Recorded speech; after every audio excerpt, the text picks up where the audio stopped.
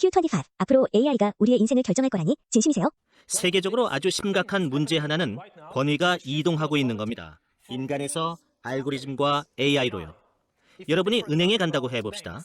가서 대출 신청을 했다고 생각해보죠. 전엔 대출 신청서를 인간이 검토했어요. 대출 여부를 인간이 결정했죠. 여러분 인생을 바꿀지도 모르는 중대한 결정 말입니다. 그런데 앞으로는 AI가 여러분 인생에서 중요한 결정을 하게 됩니다. AI는 당신에 대한 엄청난 양의 데이터를 훑어봐요. 인간이 볼 수 없는 분량이죠.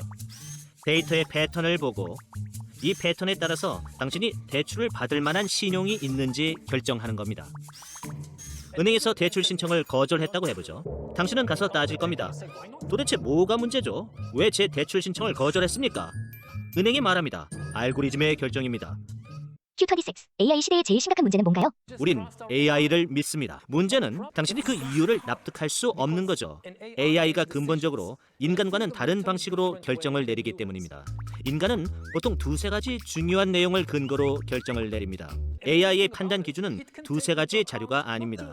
수천 개 혹은 수만 개의 자료로 당신의 인생 전체를 훑을 수 있죠. 수천 개의 다른 정보를 모두 검토합니다. 왜 대출을 거절한 거죠? 이유가 궁금하신가요? 여기 이유가 적혀 있습니다. 그리고 200만 페이지 정도 되는 종이를 주면서 이렇게 말하죠. 읽어보세요. 이런 대답을 얻을 거예요. 인간의 두뇌는 이런 상황에 대응할 수 없습니다. 그러니까 정작 당사자인 우리가 이해할 수 없는 방식에 따라 우리 인생이 결정되는 일이 더 많아진다는 거죠. 그냥 우리의 두뇌와 정신적인 능력을 넘어서는 것일 뿐이에요. Q27. 앞으로 권위가 AI에 넘어갈 수밖에 없는 이유가 뭔가요? 금융제도에 대한 중요한 결정을 한다고 생각해보죠. 금리를 올릴 건지 내릴 건지 말입니다. 사실 지금도 금융제도를 제대로 이해하는 사람이 세상에 얼마나 될까요? 아마 1% 정도 될 겁니다. 솔직히 저도 이해 못해요. 인구의 1%라고 해보죠. 20년 후에는 세상에 적용되는 금융제도를 이해하는 사람이 정확히 0%가 될 겁니다. 제도가 너무 복잡한 데다 인간이 이해할 수 없는 복잡한 알고리즘에 의해 결정될 테니까요. 그럼 정부가 무슨 의미겠어요? 아무리 인간 대통령, 인간 총리가 있다고 해도 그게 무슨 의미일까요? 금융제도에 관련된 중요한 내용은 알고리즘이 결정할 텐데 말이에요. 대통령도 알고리즘을 이해 못하죠. 인간이니까요. Q28. 앞으로 AI가 독재 정권을 무너뜨릴 거라니 진심이세요? 민주주의는 아주 복잡한 제도고 권력도 분산되어 있습니다. 따라서 AI의 영향도 제한적입니다. 하지만 독재 정권에서는 권력의 중심부만 장악하면 모든 걸 제어할 수 있죠. 최고 지도자 한 명이 있는 상황을 상상해 보세요. AI 시스템이 이 지도자의 경호를 책임지고 있다고 해보는 겁니다. 어느 날 AI가 이 지도자에게 보고를 합니다. 국방부 장관이 당신을 암살하려는 음모를 꾸미고 있는 게 포착됐습니다. 국방부 장관을 제거할까요? 이 지도자에겐 어려운 문제입니다. AI에게 안 된다고 하면 자신이 암살당할 수 있습니다. 제거하라고 하면 지도자는 권력을 잃게 되죠. 이제 누군가 AI에게 대항하면 지도자에게 이렇게 말할 테니까요. 저자가 당신을 암살하려고 합니다. 제가 제거하겠습니다. 권력이 이동한 거죠. 인간이 결정하는 위치에 있다고 해도 실제로 중요한 결정은 전부 AI가 하는 겁니다. Q29. AI로 대체될 직업의 특징은 뭔가요? 대체하기 쉽고 많은 돈이 오가는 산업이어야 하죠. 언제나 이익이 있어야 합니다. 우리가 직업의 순위를 매길 때 가장 지위가 높은 직업이 대체하기 힘들 거라고 생각하는데 이건 사실이 아닙니다. 대체하기 쉬운 직업은 데이터 분석만 하는 일이에요. 몸을 쓰는 일은 대체가 어렵습니다. 사회적 관계와 연관된 직종은 더 어렵고요. 예를 들어 간호사보다 의사가 AI로 대체될 가능성이 더 높습니다. 보통 의사가 간호사보다 지위가 높다고 생각하죠. 돈을 더 많이 버니까요. 그런데 많은 의사가 환자의 과거 질병 기록이나 현재 증상 같은 정보를 받아 분석하는 일만 합니다. 정보를 통해서 어디가 아픈지 진단하고 거기에 맞는 처방을 내리죠. 이런 일은 대체하기 쉽습니다. 간호사는 상처에 붕대를 감아주고 우는 아이에게 주사를 놔야 하죠. 이런 건 AI가 대체하기 어렵습니다. 그래서 우리는 AI 간호사보다 AI 의사를 먼저 보게 될 겁니다. Q30.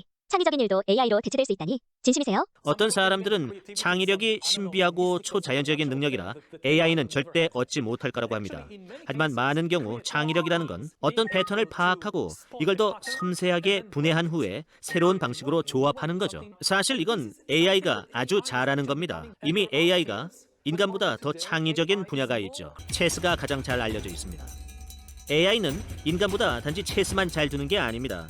훨씬 창의적이죠. 말을 움직이는 걸 보면 알 수 있습니다. 바둑에서도 마찬가지고요. 그래서 요즘은 인간만을 대상으로 하는 체스 대회가 있죠. 컴퓨터는 허용되지 않습니다. 만약 어떤 선수가 너무 창의적으로 말을 움직이면 빨간불이 들어오죠. 인간이 아닙니다. 너무 창의적이에요. 컴퓨터가 두는 것일 겁니다. 이런 예시는 더 많은 분야로 확장됩니다. Q31. 앞으로는 작곡가와 작가라는 직업도 사라질 거라니 진심이세요? 사람들은 대부분 음악의 주 목적이 인간의 감정을 촉발하는 거라고 생각합니다. 그게 음악의 기능이라면 AI는 곧 인간보다 더 뛰어난 음악가가 될 겁니다. AI는 인간의 몸속을 들여다보고 다양한 음정, 다양한 멜로디가 감정에 어떤 영향을 주는지 분석할 수 있으니까요. 이건 마치 인간의 감정 시스템 안에서 피아노를 연주하는 것 같은 거예요. 이런 게 음악이라면 AI는 인간보다 음악을 더 잘할 수 있습니다. TV 프로그램을 제작할 때 중요한 건 이런 거겠죠. 어떤 배우를 선택할까? 어떤 캐릭터에 초점을 맞출까? 10년, 20년 후에 우리가 TV를 볼 때 TV도 우리를 보게 될 겁니다. TV는 당신 몸 안에서 일어나는 변화를 보죠. 시청자가 지루해한다는 걸 제작자가 파악할 수 있어요. 그런데 조연이 출연하는 순간 시청자가 더 집중하는 반응을 보이면 다음날 아침 제작자는 주인공을 해고하고 조연 배우를 주인공으로 세울 겁니다. 시청자의 몸속 반응을 분석한 결과이니까요. Q32. 우리 미래에 제일 필요한 능력이 학습 능력이라니 진심이세요? AI 기술이 초래할 가장 큰 문제 하나는 많은 직업이 사라진다는 겁니다. 물론 새로운 일자리가 생기겠지만 거기엔 고난도 기술이 필요할 겁니다. 취업 시장에서 가장 중요한 논점은 기존의 인력이 스스로 재교육을 해서 새로 생긴 직업군에 투입될 수 있는가, 혹은 정부가 대규모 재교육 제도를 만들어서 사람들을 재교육시킬 수 있는가 하는 겁니다. 거대한 AI 혁명이 하루아침에 일어나진 않을 겁니다. 갑자기 직업이 사라지고 새로운 직업이 생기는 게 아니에요. 지금의 AI 능력은 최고치 근처에도 못 갔습니다. AI 혁명은 겨우 5, 6년 전에 시작됐죠.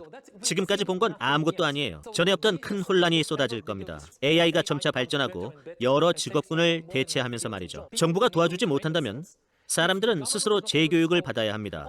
Q33. 앞으로 재교육하지 않는다면 어떤 일이 벌어질까요? 본인이 못하겠다고 하는 경우도 있겠죠. 10년마다 새로운 일을 배워야 하는데 그게 너무 스트레스일 수 있잖아요. 그럼 그 사람은 새로운 계급으로 전락할 겁니다. 단순한 실업자가 아니라 일을 구할 수 없는 무용 계급이 되겠죠. 새로운 경제 구조에서 필요한 어떤 기술도 갖추지 못한 사람들 말입니다. 재앙이나 다름없는 일이에요. 개인과 사회 모두에게 심각한 윤리적 문제가 되고 정치적 위기도 초래할 겁니다. 엄청난 긴장과 불안이 유발되겠죠. 국가 안에서는 서로 다른 계급 사이에, 그리고 국가들 사이에서도요. 어떤 나라는 이런 자동화 혁명에 발빠르게 적응하고 막대한 부와 권력을 누리게 되겠지만 또 어떤 나라는 도태될 테니까요. 결국 국제 정세가 불안해질 수밖에 없죠. 이건 예언이 아닙니다. 위험 가능성일 뿐이라서 우리가 막을 수 있어요. Q34. 잉여 인간 무용 계급을 막는다는 게 정말 가능할까요? 만약 우리가 글로벌 안전망을 만든다면요. 예를 들어 펜실베이니아나 뉴욕에 있는 석탄 광부 혹은 택시 기사가 로봇에게 일자리를 빼앗겼다고 생각해 봅시다. 그러면 미국 정부는 캘리포니아에 있는 기술 회사에 세금을 부과하겠죠. 로봇과 알고리즘 기술로 엄청난 돈을 벌고 있으니까요. 그리고 그 돈으로 일자리를 뺏긴 광부나 택시 기사를 도울 수 있습니다. 하지만 진짜 문제는 펜실베이니아나 뉴욕의 실직자가 아니죠. 과테말라나 방글라데시입니다. 자동화 때문에 과테말라에서 섬유를 생산하는 것보다 미국에서 제조하는 게 더 저렴해질 테니까요. 이런 상황에서 미국 정부가 자국 회사에 세금을 많이 부과하고 그 돈으로 과테말라를 도울까요? 그럴 가능성은 없죠. 이런 이유로 안전망은 국가적 규모가 아닌 국제적 규모로 만들어야 합니다. 그렇지 않으면 전 세계가 무너질 거예요. Q35. AI에 의한 불로소득을 기본소득으로 전환하자니 진심이세요? 자동화나 AI 같은 걸로 수익을 냈을 때 그 수익을 절대 소수의 엘리트가 독점하게 해선 안 됩니다. 대신 그 혜택을 전체 인구와 나누어야 하죠. 모든 사람에게 기본적인 의료와 교육 서비스를 제공할 뿐만 아니라 더 나아가 사람들이 변화에 적응하게 해야 하죠. 재교육을 받게 하고 사람들이 인간으로서 잠재력을 느낄 수 있게 해야 합니다. 사람들에겐 소득 이상의 뭔가가 필요합니다. 우린 존중받아야 하고 명예가 있어야 하고 가치 있다는 느낌을 받아야 하죠. 사람이 가치 있는 일을 하지 못하고 부자가 던져주는 빵 부스러기 몇 개 덕분에 살아있다면 이런 상황은 분노만 일으킬 뿐입니다. 타인의 결정에 자기 삶을 의탁하지 않고 자신의 소득으로 어떻게 삶을 일궈 나갈지 결정할 수 있죠. 사회에서 지위를 얻고 그에 따라 존중받을 수 있게 될 겁니다.